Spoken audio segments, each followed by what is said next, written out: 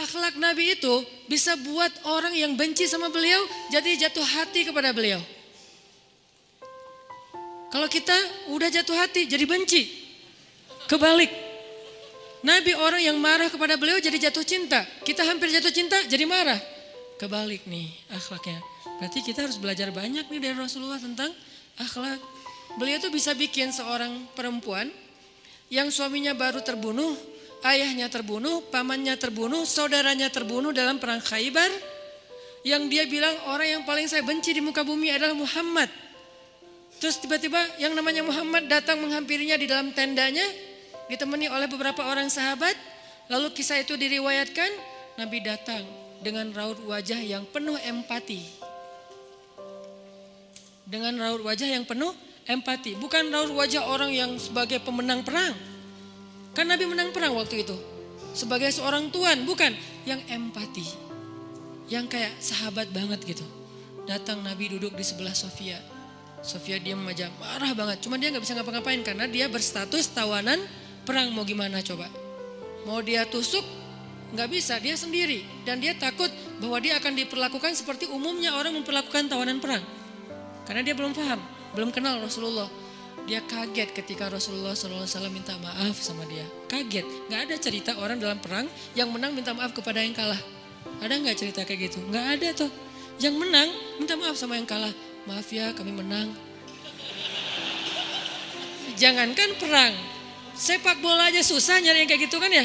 Ini akhlak nih untuk kita teman-teman di Bandung dengan Persibnya. Nanti di Jakarta dengan apa Jakarta teh? Persijanya. Nanti yang menang siapapun yang tanding, maaf ya menang. Dari mana lo akhlak kayak gitu? Rasulullah. Karena yang itu lebih serius loh daripada bola. Bola kan cuma permainan, entertain, olahraga kan. Gak seserius perang. Perang itu serius. Kalah itu meninggal artinya terbunuh. Kalau kita kalah paling ya kurangnya apa? Gak dapat skor gitu, gak dapat poin. Kalau itu kalah terbunuh. Nabi datang minta maaf dengan ekspresi empati yang tinggi, yang dalam. Nabi itu kayak ngerasain banget perasaan Sofia. Minta maaf, menjelaskan. Sofia, maaf ya, aku ikut turut berduka atas wafatnya ayahmu, suamimu. Sofia marah banget. Terus Nabi menjelaskan apa yang terjadi. Aku tuh udah ngasih kesempatan agar kita gak usah berperang. Tapi mereka terus menyerang. Maaf ya, ngejelasin lagi. Maaf ya, ngejelasin lagi. Berjam-jam. Seolah-olah Nabi yang minta pengampunan kepada Sofia. Seolah-olah Nabi itu tawanan perang. Minta maaf, menjelaskan kejadiannya. Minta maaf, menjelaskan. Terus kayak gitu dengan ekspresi serius. Dan kelihatan banget lah. Ucapan dan ekspresi orang yang jujur kan kelihatan ya.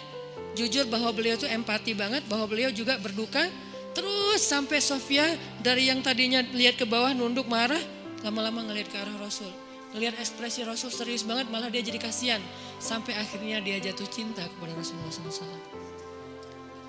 Kata Sofia, ketika Rasulullah SAW datang kepada saya, waktu itu dia adalah orang yang paling saya benci di muka bumi. Tapi dia terus meminta maaf dan menjelaskan. Meminta maaf dan menjelaskan. Sampai akhirnya dia menjadi orang yang paling saya cintai di muka bumi. Akhlak Rasul. Rasulullah gak mengatakan Allah berfirman wahai Sofia.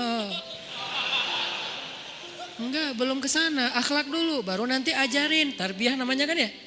Sesungguhnya di dalam Al-Quran ada ayat tentang orang-orang yang kafir yang telah mati terbunuh. Enggak, Rasulullah tuh tahu. Jangan ngomongin tentang ayahnya yang mati terbunuh, ibunya yang pamannya, suaminya yang mati dalam keadaan kafir. Nabi enggak mau ngomongin itu, kenapa? Menjaga perasaan Sofia. Kok masih dijaga sih perasaan, kan mereka beda agama, mereka orang kafir. Inilah akhlak Rasul. Sehingga Nabi membahas yang membuat Sofia merasa kayak dihargai. Sebagai seorang janda, sebagai seorang perempuan, sebagai seorang yatim. Sebagai seorang tawanan. Sehingga dia takjub dengan akhlak Nabi. Akhirnya dia cerita.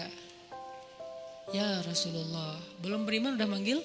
Ya Rasulullah, saya pernah bermimpi. Bahwa dalam mimpi saya melihat ada rembulan di atas kota Madinah. Lalu jatuh ke pangkuan saya. Jibril turun bilang ke Rasulullah, apa maksud dari mimpi itu? Tahu gak Rasulullah apa maksud mimpi? Apa Jibril? Maksudnya rembulan itu kamu. Maksudnya dia akan jadi istri kamu di dunia dan akhirat. Rasulullah langsung, aduh gimana ya?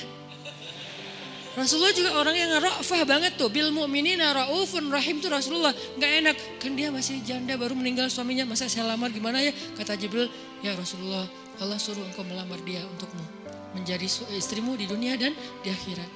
Rasulullah dengan gak enak hati mengatakan, Sofia, aku ingin melamar kamu. Sofia, gimana ya? Itu mah cewek ya. Saya mencoba untuk menghayati kisah ini dari angle cewek elegan ya. Bukan cewek biasa, oh boleh gak apa-apa sih, gue sih enggak.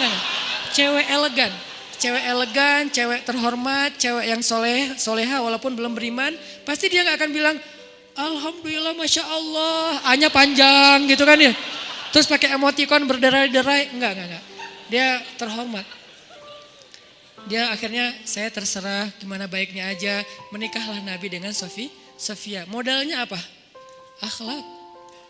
Bukan mahar yang besar, bukan akun sosial media followersnya paling banyak, bukan eksistensi, bukan gaya-gayaan, bukan datang bawa mobil mewah, datang bawa akhlak. Ini kayaknya modal kita belajar juga nih gimana cara ngelamar calon istri, akhlak.